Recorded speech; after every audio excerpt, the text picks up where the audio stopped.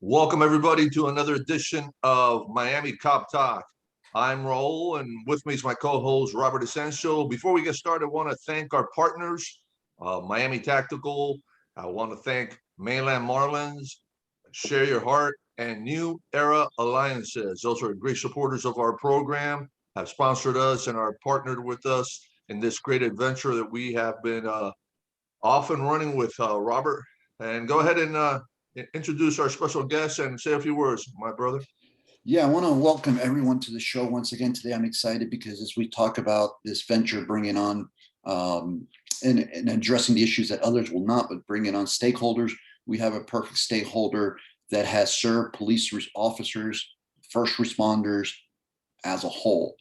A man that runs a law firm, the Bichler and Longo law firm, who have provided officers immense relief in a topic that we seldom want to talk about, but when officers get injured on the job via the heart and lung bill, and the agencies are giving them a hard time, the carriers are giving them a hard time as to providing benefits and treatment for their lifelong illnesses. Geoff Bichler, our next guest, is there to provide assistance. So I don't want to take anything away from him. I'd rather have him come on and we can engage in this conversation, which is a rather robust conversation. It's a conversation that never seems to go away. Look, we know as first responders, Raul, you and I, retired, we came out of this pretty good, but a lot of our brothers and sisters, sadly, are injured on the job and just don't come out of the work like we came into the work. The stress is high, the demands on high. We're not asking for freebies. We're just asking to be taken care of like we take care of and we have taken care of the community. Geoff, how are you? Please come on and introduce yourself and let the audience know what you're all about. Thank you so much, Robert. It's really a pleasure to be with you this morning. We have actually a fairly long history, you and I. And I think we were introduced maybe 10, 12 years ago. It's hard to recall now. I've been doing this for 30 years, which is another thing that's hard for me to imagine. I've been doing this for 30 years, but I know that you and I were introduced initially when we were doing some work in Dade County surrounding the heart-lung bill. And I think it's important at the outset to just speak very clearly that, you know, the issues that relate to first responders, the work-related sort of problems, disease, occupational injury, heart-lung is just a small piece of that, right? So, you know, when I look at my career in 30 years of doing this, there's been a real evolution. And I think I mentioned this to you before we went on the air that, you know, the way I'm looking at my practice now is I'm sort of maybe in the last 10 or 15 years of my practice, is the focus is more on health and safety and wellness, and really putting a spotlight on some of the chronic problems and conditions that face first responders, law enforcement officers, certainly, you know, prominent in that group that we, you know, generally refer to as first responders. But, you know, it's the cardiac conditions that we talk about with the heart bill, very broad general protections for heart disease and hypertension. All right, and the way the law works on this front is that these conditions are supposed to be presumed work-related, right? And the confusion that still surrounds this, you know, this general idea and the defenses that are raised and the claims that are denied statewide it's a baffling problem. But it's one small piece, again, of a larger picture where we have to look at the whole law enforcement officer, the whole firefighter, to see, you know, what's happening at the end of that career. I mean, Robert, you left your career, you had some cardiac issues, I hope you don't mind me saying, and we helped you out in getting coverage there. And then we helped identify some monetary compensation that you were not aware that you were entitled to. You know, that's one of the things that we do on a daily basis as a statewide practice. You know, identifying cases like yours, getting people covered as they should be, and then making sure that we are securing all of the benefits that the law provides. As there's a vast amount of confusion over the heart bill. But, you know, more recently, we had the post-traumatic stress disorder bill that was passed in 2018. And Robert, you were actually in the House at that time, and you were I introduced one of the bills that was later consolidated into the Lauren Book and Matt Wilhite's bill. right. And I That became law. Yes, and of course we were involved in the push to get that passed, and the story there is really fascinating. If you got a minute, I could dive into it. Yeah. You know, the whole genesis of the PTSD bill was in the aftermath of the Pulse shooting here in Orlando. And we had two officers, one who was actually, you know, active on the scene, engaging, you know, the terrorists basically in gunfire at the scene of the Pulse shooting, who went on to develop very severe post-traumatic stress disorder in the aftermath. And, you know, there was no law basically that protected him for a psychological injury where there was no physical injury. We had, in addition to that officer, we had an officer who was on the hazmat team and was called in. His name was Jerry Reeland. Both of these guys were Orlando police officers. And he spent over 10 hours inside the Pulse nightclub in the aftermath without air condition, hazmat, you know, no lights, helping mark bodies, cleaning up this crime scene.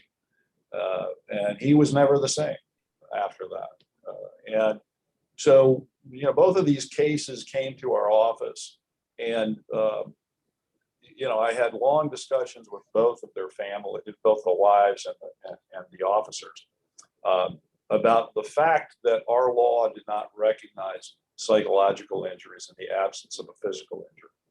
So this was in the fall of 2016. Remember, you know, the Pulse shooting occurred in I believe it was August of 2016. And so these folks then came to us for legal assistance. And what we had to tell them was the current law doesn't protect you, but let's go change the law. And so that was really the genesis of the move to pass the post-traumatic stress disorder bill. We started in the 2017 session. Victor Torres, Robert, I'm sure you know Victor well. Yeah, Senator Torres is the co-sponsor of the bill on the Senate side. His and my bill was the one that rolled into the one that actually passed. Into Lauren Book's bill, yeah. The you know, and not to get too deep in the weeds on the politics here, but in 2017 we couldn't get traction really. Victor was the sponsor on the House side. We did have a House companion bill. We only got one hearing on the Senate side in 2017, but we did start to create a dialogue in 2017. We brought these officers to Tallahassee. We had to begin to tell their stories. The media got involved. Then it just built momentum from there.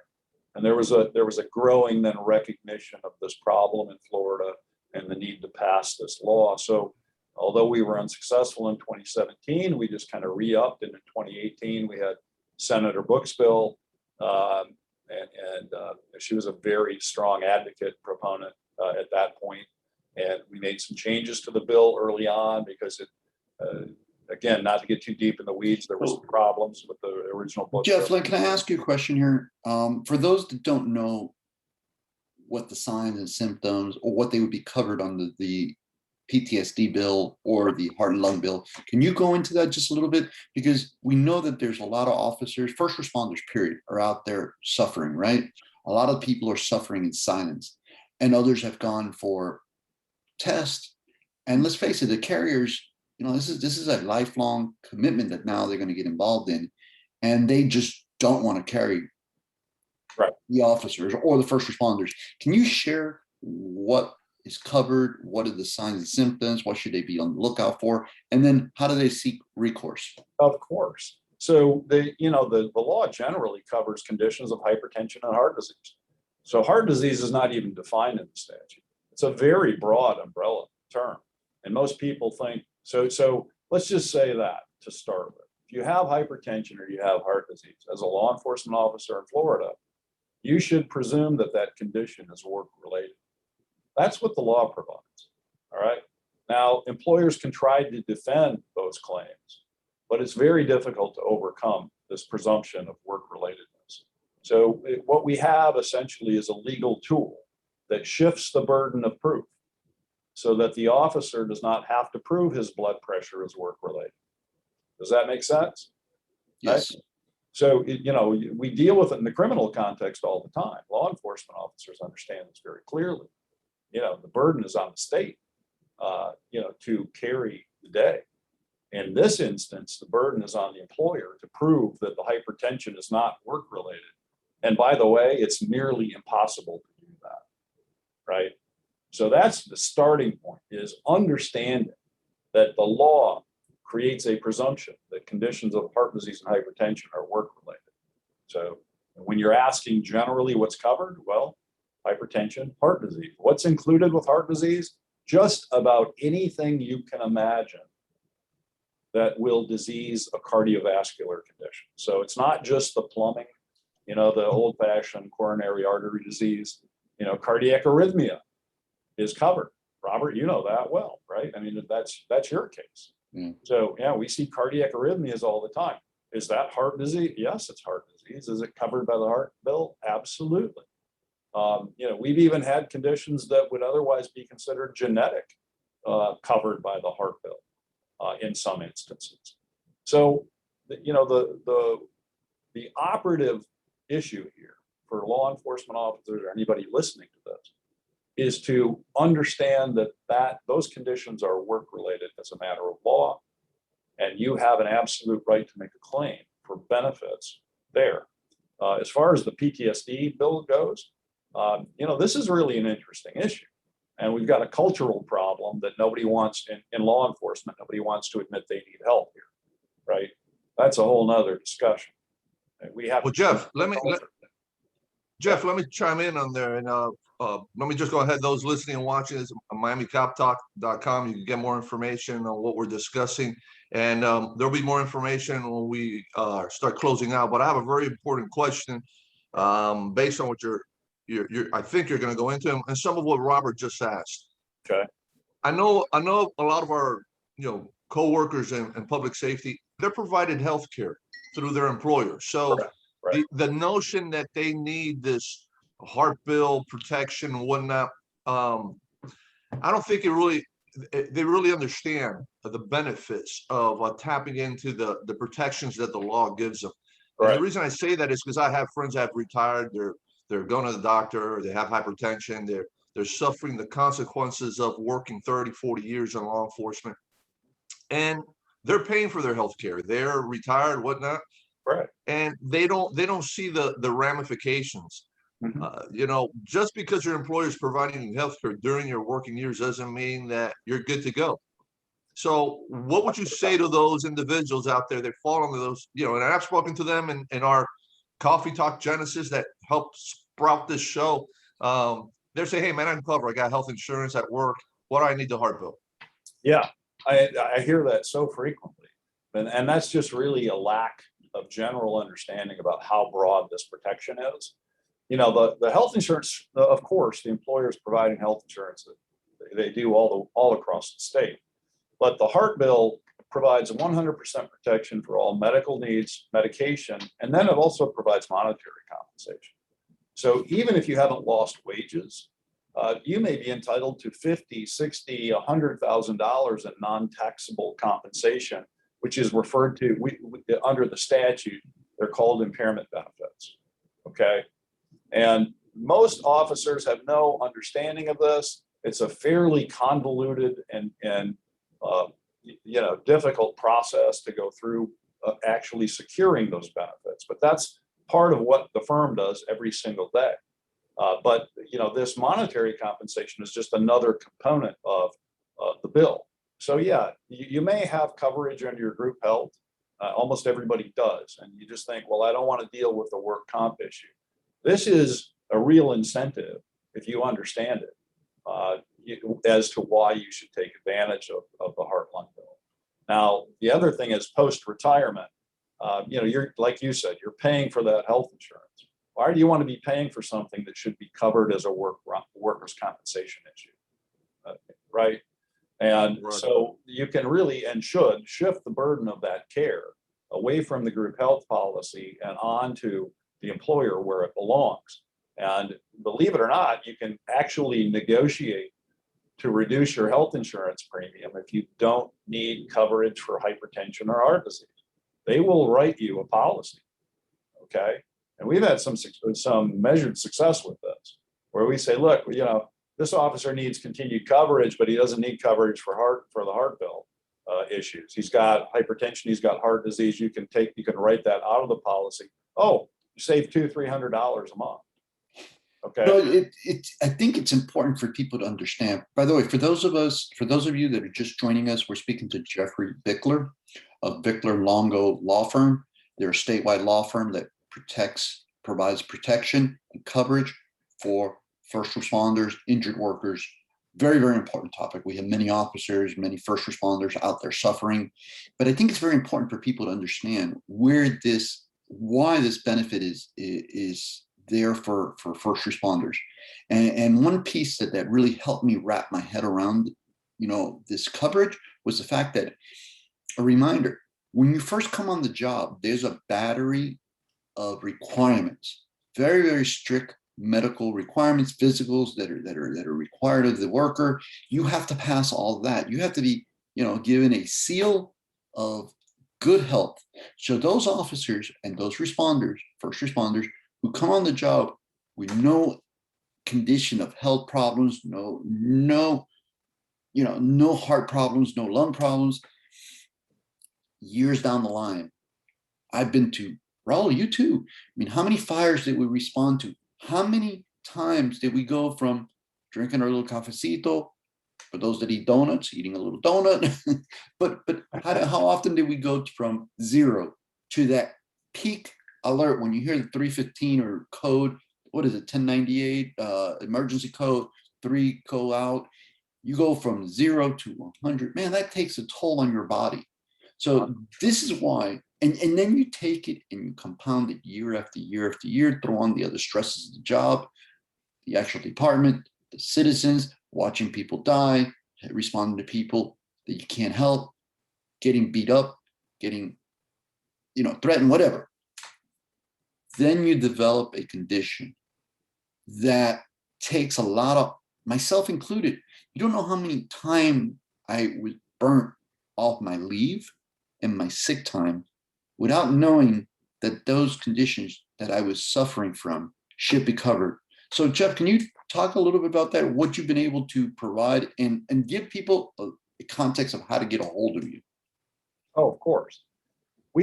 First of all, what you're describing there, it's well understood in the scientific community, this sort of adrenal response that you're describing, right? And the physiological impact of that type of adrenal response over time, continuing. That's part of the reason that we have the heart lung bill in place. All right. So again, not to get too deep in the weeds on the medical side of it, really from our perspective and talking to the audience that you have with you today, it's just about understanding that the law presumes these conditions are work related. So once you have one of these conditions, the next question becomes, how do you perfect your benefit entitlement? Well, you've got to put the employer on notice. There is a system in place in the same way as if you injured your back or your knee on the job, that you would notify your employer. I have hypertension. I've been out of work briefly because of this blood pressure problem. I need to file an injury report. The same thing would be true with any type of cardiovascular abnormality. You've got to place the employer on notice. Now, we run into situations sometimes where the employee is uncomfortable doing that. Okay, we can step in at that point and take the reins, make the claim on behalf of the firefighter, police officer, whoever it may be. And we have to do that quite frequently. But the law is intended to be self-executing. So you're not supposed to need a lawyer to go and secure this benefit. You're supposed to notify the employer. You have this condition, you've had this problem, you want to be covered under the heart-lung bill, and then it should run through the same process that a back injury or a knee claim would run through. Now, again, these cases, they tend to be very tricky because you're dealing with legal presumption. There are some prerequisites that we've got to demonstrate, like pre-employment physical. Robert, you kind of talked about that a little bit. That's one of the prerequisites for coverage, is you have to demonstrate you had a clean pre-employment physical when you started your job. And that makes sense, right? But some employers, when you go to them with your hypertension case, will say, well, we don't have your pre-employment physical, so we're not going to process your claim. Well, that's not a valid defense. But these are the types of things that we see occasionally. So, you know, what we found over the years, and again, I'm doing this for 30 years, we have a statewide practice. We've got offices in Dade County, we've got an office in Palm Beach County. Our main hub is here in Orlando. But, you know, what we find is it's much easier for the first responder to allow us to intervene at the beginning of the case, because we understand each of these components and we can make it as smooth as possible in terms of processing the claim, getting to a decision on coverage, hopefully securing the benefits. And then you don't have anything to worry about, because once you're covered by the heart bill, you're covered for life, right? And that's an important thing to understand. All of your future medical care, all your medical, your medication, everything is covered. And you've got this non-taxable financial component that also applies. And so, you know, we literally, you know, it's funny, I had somebody ask me the other day, well, why don't you guys advertise?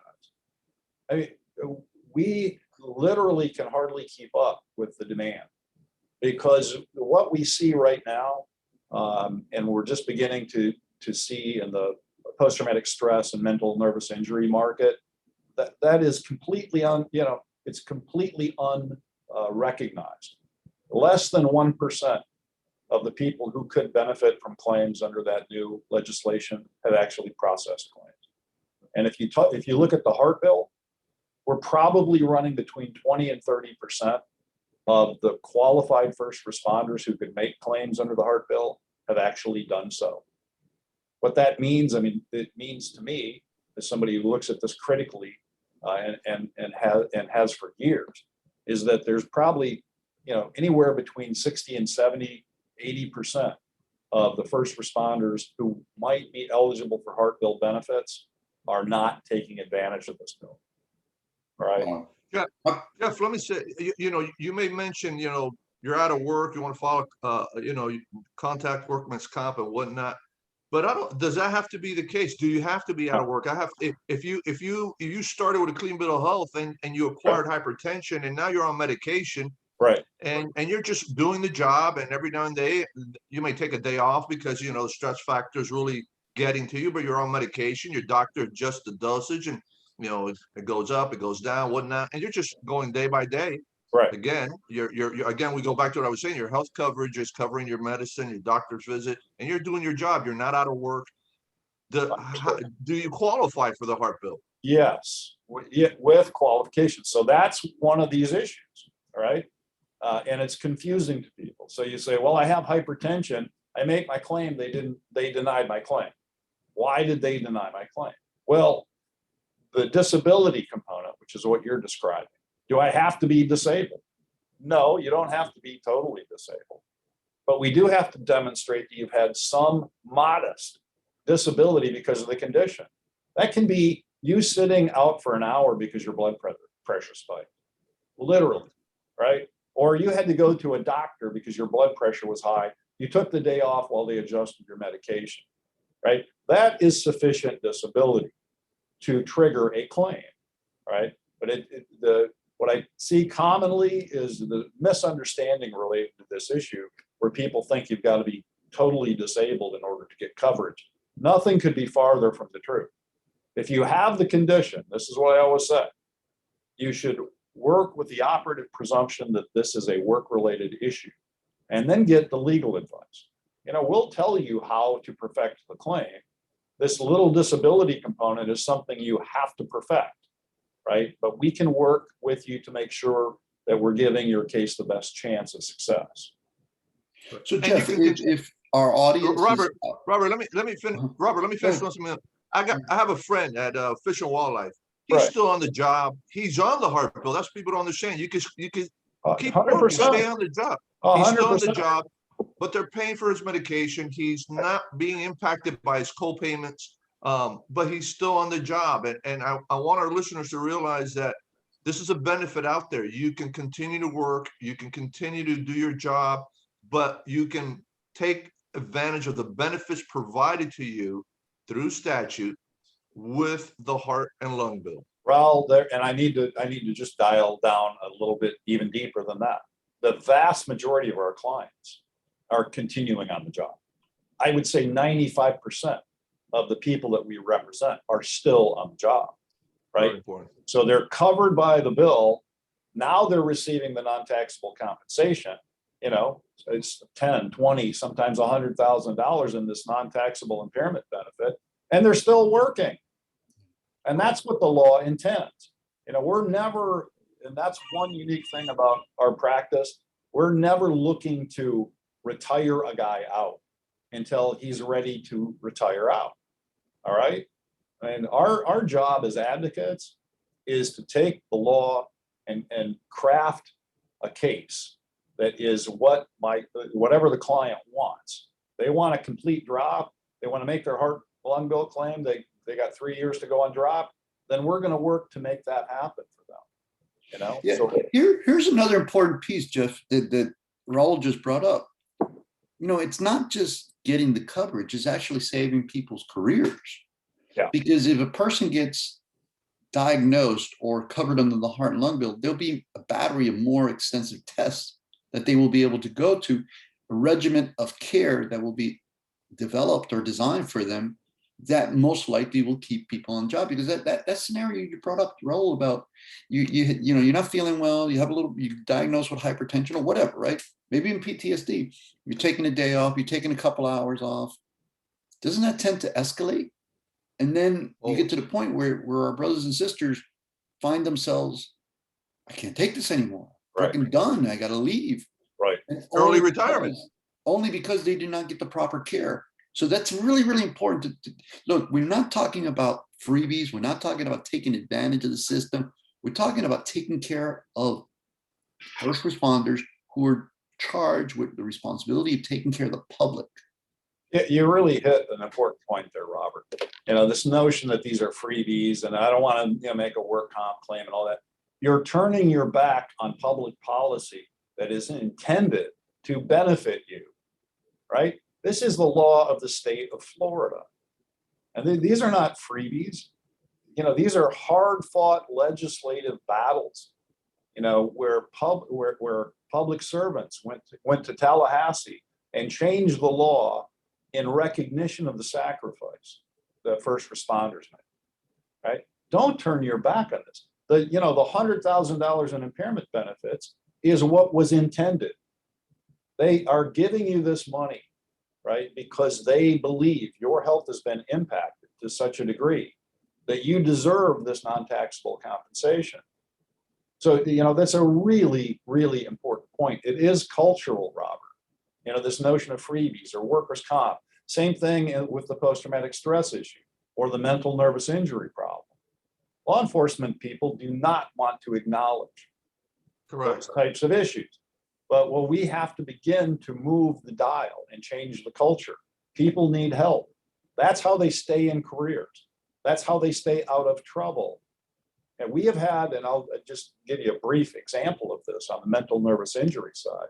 In the last month, we have saved 3 law enforcement jobs with guys who have completely lost control of themselves, had IAs pending, right? One guy stabbed somebody in Daytona Beach, a law enforcement officer with an orthopedic injury, a history of post-traumatic stress disorder. He snapped and he stabbed somebody in a bar. Okay, this is public record.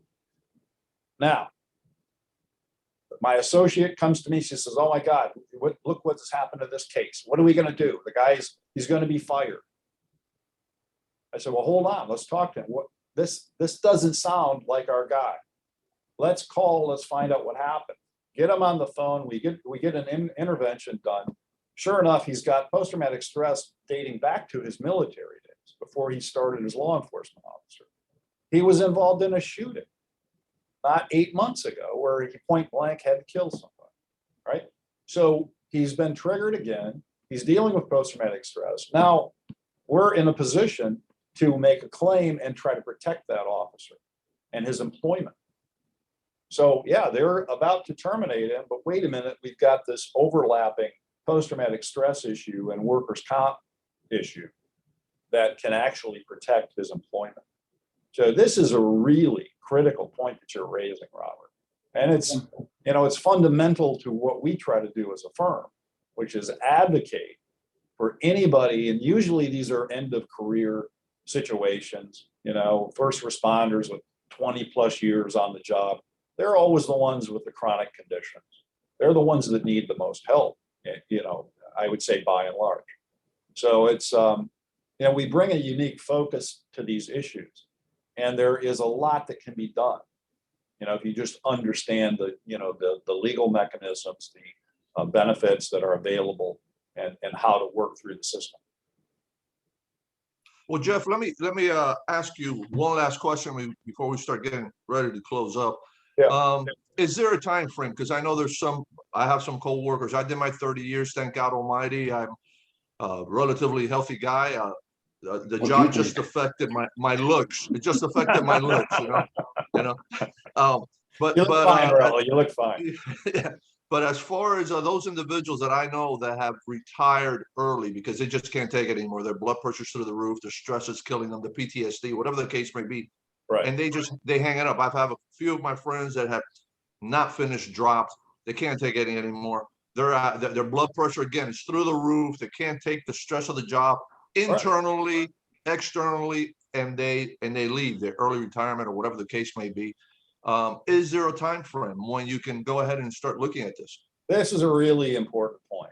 You know, ideally, we're going to perfect any claims, whether it's a heart valve claim or a post-traumatic stress disorder or an orthopedic injury. Or ideally, we're going to perfect those claims before somebody leaves employment. All right. It's very hard to make a heart bill claim once you've left an agency. Correct. Right? But we never say never, right? Okay. So even those cases where somebody has a question, you know, we'll take the call and then we'll try to go back and look at that employment history and see what the medical records show us.